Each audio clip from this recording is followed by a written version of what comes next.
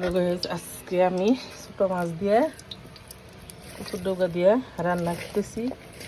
তো সাথে থাকেন, দেখতে থাকেন। ভালো লাগলে শেয়ার করবেন, লাইক দিবেন, নতুনদের পাশে থাকবেন।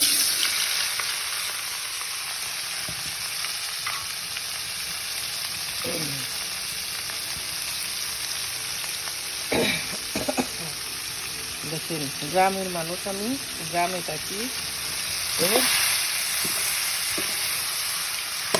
অনেক কষ্ট করে রান্না করি। গরম, যারা গ্রামে থাকেন তারা অবশ্যই জানেন, বুঝেন। তো প্লিজ ভিডিও সামনে গেলে এড়িয়ে যাবেন না।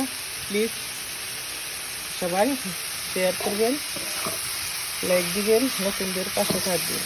আমি কারো ভিডিও সামনে আসলে কখনো ধাক্কা দিই না, সবাইকে শেয়ার করি।